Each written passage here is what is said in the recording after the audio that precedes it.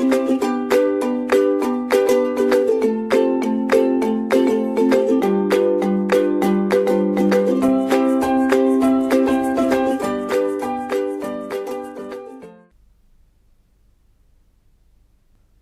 students, I am Sadanand Prusty from Jaipriya Institute of Management, Indirapuram, Ghaziabad, and in this lecture we will be discussing about the cost output relationship in the long run.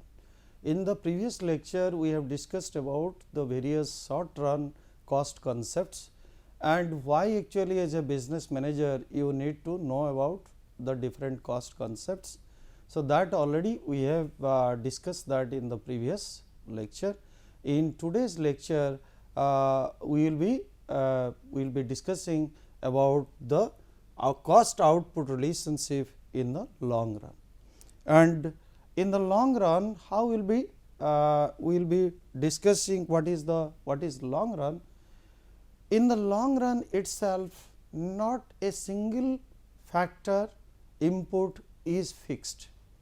In the long run, all these factors are variable.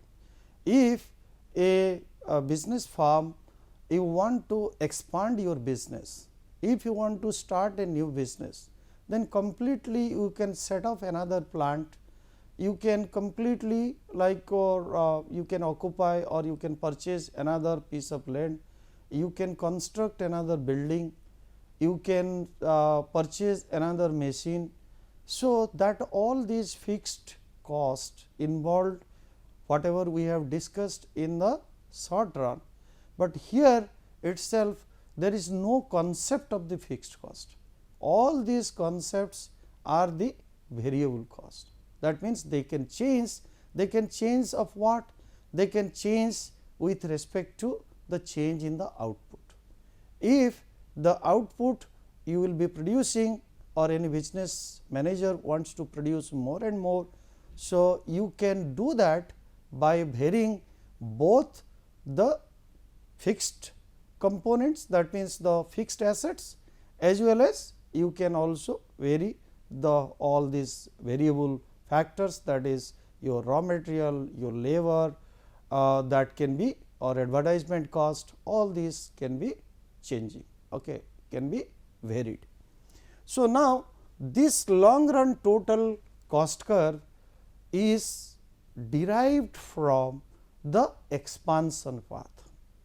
And now question is, what is an expansion path? If you have remembered that in the production producers equilibrium, that we have discussed, there are two concepts. One is the isoquant and the other one is the isocost line. Here you can see that that is I 1 is nothing but that is isoquant 1. Similarly, I 2 is nothing but isoquant 2 and isoquant 3, isoquant 4. Isoquant is nothing but the equal product curve, and equal product means on the same, like if this is an isoquant IQ, every point on this IQ you will be finding that this same level of output, which you have already discussed that. And there is also a set of budget, that means isocost line you will also be finding. Which are the isocost line? Now, isocost line is this, and isocost line again is this isocost line. That means, it is the straight line what you are you're seeing in this slide. Now, this isocost line means what is how you will define the isocost line? Just you give an example. If I am saying that this is the isocost line, if the isocost line is AB, what it implies? It implies that if there are different types, different machine hours and different labor hours is hired by a manager, then the cost involved in every point if this is a point C, this is a point D. Now, every point will give the producer the same level of output. That means, OC is the level of output that can be produced by using OK1 units of capital and L1 units of labor, and similarly K2 units of capital and L2 units of labor that can be produced, and the production is same here. Agar if the Q is equal to 20 units, here also you will be finding that Q is equal to also 20 units. So, the output remains same. So, now in the expansion path, whatever, if any business manager they want to increase the production, then which path they have to follow it? They will follow the equilibrium path. And what is the equilibrium path? At each equilibrium path, at point A, at point B, at point C, at point D and at point E, what is happening? That is, the isoquant is tangential to the isocost line at point A, at point B, at point C, at point D, at point E.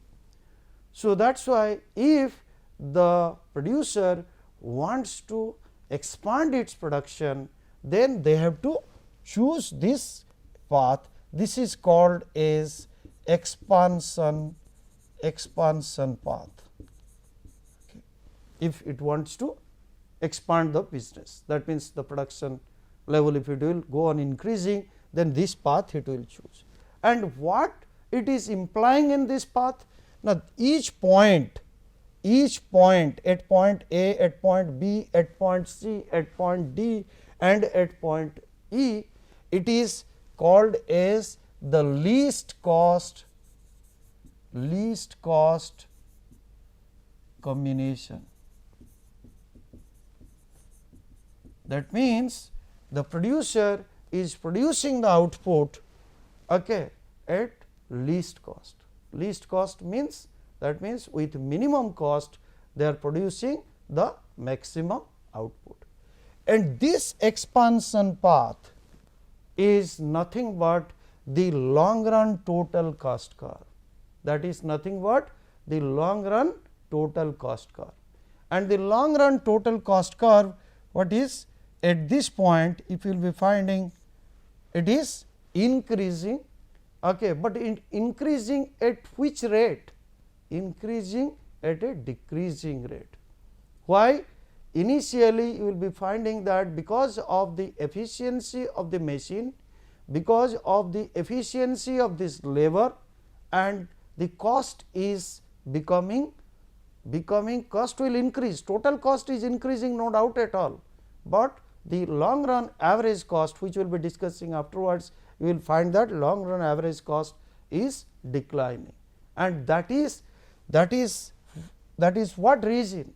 The reason is that the long run average cost and the long run marginal cost, they are falling. That means, they are decreasing. It is decreasing mainly because of it is your long run total cost curve will increase, but at a decreasing rate, and afterwards it will increase, but at an increasing rate. Now, next you are finding, because already I have mentioned about this, what is happening is that long run average cost curve, which is derived from the long run total cost. How? Now, long run average cost is equal to, okay, long run total cost divided by the output produced. That will you will get the long run average cost. Now, this long run average cost, which is basically you are finding here, is an envelope curve, and why it is called as an envelope curve is that it envelopes various short run cost curves. That means, short run average costs it envelops or it encompasses, and what is happening, every firm wants to produce their output at the minimum cost. That means, they want to attain at this point, that means, at the minimum point of long run average cost and the short run average cost. But initially what has happened is that, because whenever you will start your business, or any producers they are starting their business, okay, they might not have attained up to this point, because the efficiency of this labor, the efficiency of this machine is gradually, okay, that is more and more up to certain period of time. So, that is why you are finding that the cost is gradually, okay, it is decreasing, no doubt at all short run average cost curve, but gradually they wants to attain at this minimum point, but not it is happening in the first year, it is not also happening in the second year, but gradually it is decreasing continuously, and at a point will come when the short run average cost costs minimum point is also same as long run average cost minimum point, and that is happening at this point. And afterwards you will be finding again the cost will increase, that is because of the efficiency of the machine and the efficiency of the labor gradually declines. Now, and this is called as long run average cost curve, is also known as the planning curve, and this is also known as the envelope curve. Now, coming back to the relationship between the long run average cost and the long run marginal cost, when the long run average cost, long run marginal cost is intersecting, this is always happening, long run marginal cost intersects the long run average cost at its minimum point. This is the minimum point of long run average cost, and at this minimum point you will be finding that long run marginal cost will intersect the long run average cost at its minimum point.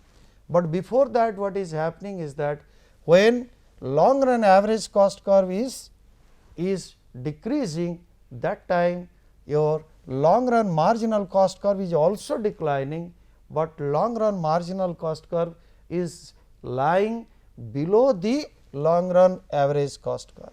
It is lying below the long run average cost curve. But afterwards what is happening is that after this minimum point has been reached, then you will be finding when the long run average cost curve, when the long run average cost curve is increasing, then your long run marginal cost curve will also increase, but in this case long run marginal cost curve will lie above the long run average cost. So, that you are also finding that how long run marginal cost is increasing, and that means it is higher as compared to long run average cost curve. So, that is the relationship between long run marginal cost curve and the long run average cost curve. Now, there are some of these concepts here we have to discuss, that is known as economies of scale and diseconomies of scale. Here jo economies, so economies of scale and there is diseconomies of scale. Scale stands for, it is the large size of the firm. When the firm or the business grows, okay, and it is becoming from a its operation is in very few locations. Now, you want to expand your business in the long run. So, during that time, because of your large size of this firm, then you will come across certain terms, that means how you are getting some of these advantages because of the large size of this firm, and that is called as economies of scale. That is called as economies of scale. Now, what are the things because of the economies of scale? What type of economies of scale? So, here itself you will be finding, because of the large size of this farm, what is happening is, suppose you will be buying raw materials in bulk, you will be also advertisement expenditure gradually as your output will increase, but you are doing the advertisement once. Okay. So, your advertisement expenditure, what will happen, as your output will increase, that means denominator will increase. So, your as output will increase, and output is the if the advertisement expenditure is divided by the output. So, you will be finding what, now the total advertisement expenditure divided by output, you will be finding that is your average advertisement expenditure. So, in that case what you will be finding, you will find that average as output will increase and this one remains fixed. Okay. This portion remains fixed. So, what will happen, average advertisement expenditure will be less and less. So, that is also happening when the your grow in size as output will increase. Similarly, whenever you will be buying the raw material in bulk, so obviously what you will do, you will ask for a discount and you will also get the discount. That means, the raw material price is less, you will be getting at a lower price. Similarly, if suppose you will be borrowing huge amount of this capital from the bank, then you can bargain with the bank, and in that case you will find they will also lower the rate of interest for you. So, all these things are pertaining to the economies of scale, and because of that economies of the scale, what is happening, the long run average cost curve is gradually decreasing, and here economies is equal to, at the minimum point you are finding the economies of scale and the diseconomies of scale almost they are same, and afterwards when the long run average cost curve is increasing, that happens because of this like your diseconomies of scale. And here itself you will be finding that whatever has mentioned here, there is a downward shift. That means, what is the effect of the external economies? What is external economies? Suppose the cost is less, now you are finding LAC 1 and now the cost has been reduced, there is a shift, there is a downward shift from LAC 1 to LAC 2. So, in that case what is happening is, if the cost is drastically reduced, and this happens when a company used to have the like your technological advancement. If you are making the more and more, going for more and more automation, then what is happening, if the efficiency of this machine is much higher as compared to the labor force. So, you will find that the cost of machine remains same.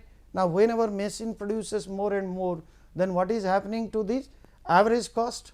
So, the average cost will gradually less or it will decrease, and that is happening in the LAC, that means long run average cost curve, because of the implementation of this automation process or the technological advancement. So, that is happening that your long run average cost curve shift towards down. That means, right hand in this case you will be finding that there is a shift, it will shift below.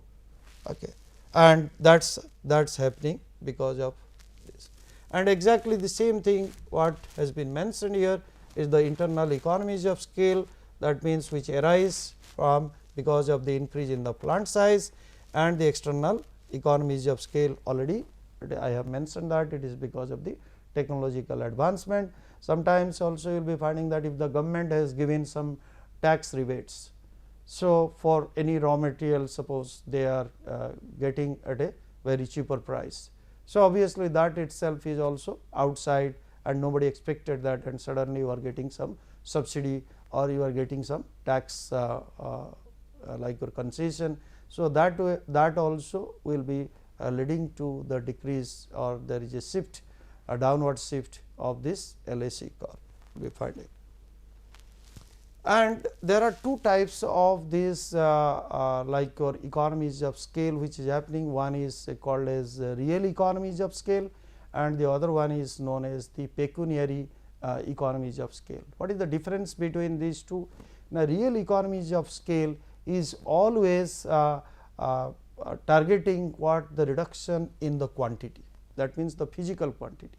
In this case, if suppose you are finding that a particular farm is very big and it is very large, and in that case what will happen, these raw materials they will be buying, because there is a huge demand for your product. That is why you are very big in size, and your products whatever you will be producing, it will be sold in the market, and there will be hardly any inventory. Okay, inventory cost will be involved. In that case, if the number of output unsold items is less, so in that case neither you will keep your raw materials more in the inventory, or you will be keeping your final products in the inventory. So, that is reducing your inventory cost, and that itself is pertaining to the real economies of scale. You will be purchasing also, that means in your stock you will have less of the raw materials and less of the inputs, and even if various types of the labor and the types of the machine that already, because your efficiency level have increased, and because of that you will utilize up to the maximum capacity, that means up to the optimum capacity of this machine. So, in that case you will be fully utilizing the machine as well as you will be fully utilizing the labor. So, in that way the quantity of this, like the units of the labor and the units of this capital will be fully utilized, and hence the real economies of scale is operating. Otherwise, if the machine capacity is 50,000 to produce in 1 hour, but at the initially as your product is not recognized in the market and people are not purchasing that. So, obviously, no farm will produce that 50,000 products per hour. They used to produce at less than 50,000. So, in that case what is happening, the machine is underutilized. Similarly, the labor, you have to hire the labor, you cannot retrench the labor, like immediately today you have hired the labor and tomorrow you cannot just ask him to go, but gradually when this output will increase, so obviously you will ask them to work for more number of hours and you can utilize them better. So, that way what is happening, the cost, the average cost for the machine, the average cost of this labor, so that will gradually be, and inventory cost will also be less and less. So, because of that the real economies of scale will happen, and that is leading to the decrease in the long run average cost. And there is another concept called as pecuniary economies of scale. In the pecuniary economies of scale, that is mainly pertaining to the price reduction.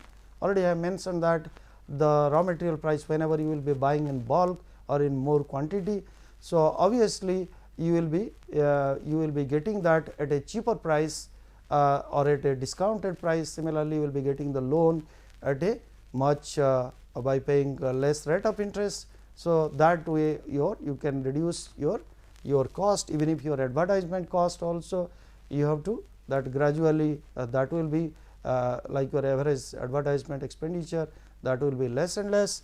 Okay. So, that is leading to your pecuniary economies of scale. And similarly, many of these like your employees also, you can hire the employees at a lower wage rate. How you will be hiring the labor at a lower wage rate? Because of your brand name, because whenever you will be growing and you are large in size and people have recognized your brand.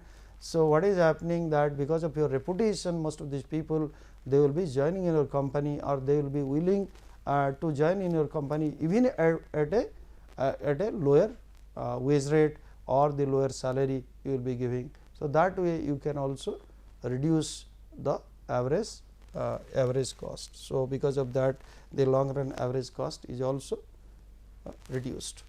Now, this is the external diseconomies of scale, because of that your long run average cost curve is showing an upward shift here because of the diseconomies of scale. And what are the external diseconomies of scale? Suppose government have increased, if the government have increased the taxation, if government have stopped this like your subsidy given, if the maintenance cost of the machine, because the machine is suddenly there is some problem in the machine. So, in that case what will happen, that because of that your production will hamper and your cost will increase, and because of all these things what will happen, your long run average cost curve will increase. That means that is because of the external diseconomies of scale. And let me summarize what we have discussed in this particular lecture. We have first started with what is the meaning of this long run. In the long run cost, we have mentioned that all these factor inputs, they are variable, and none of these factors are fixed. So, hence there is no fixed cost we will be finding in the long run.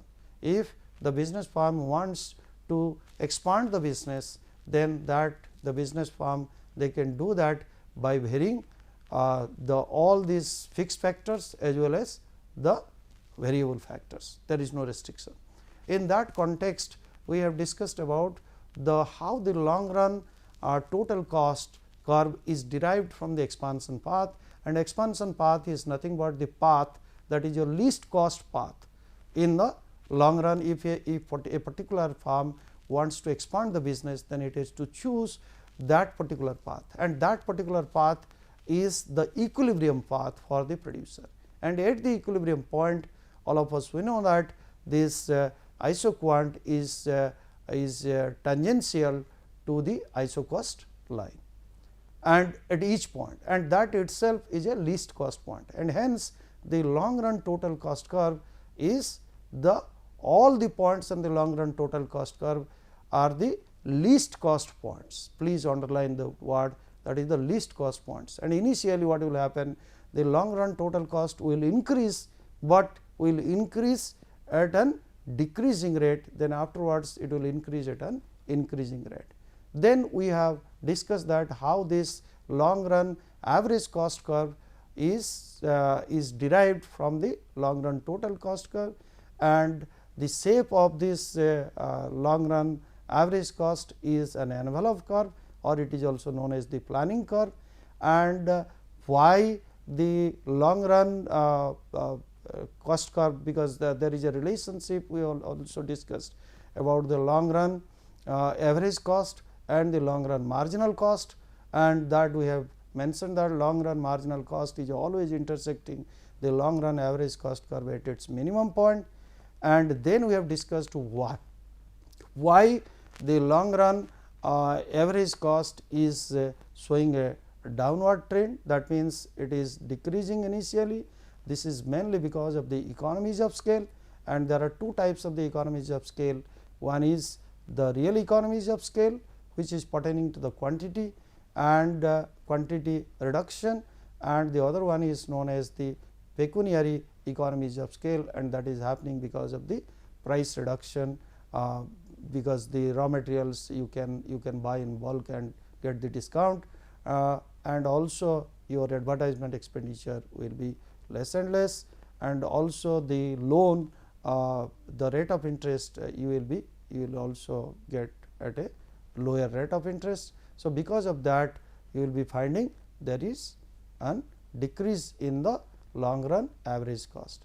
And also we have discussed why there is a shift in the long run average cost curve, that is mainly because of these external factors and external diseconomies or external economies.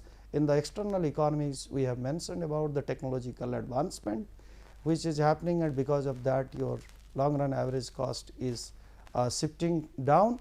And similarly, we have also mentioned about the long run average cost curve is showing a upward shift and that is mainly because of this external diseconomies and of the scale. Thank you so much.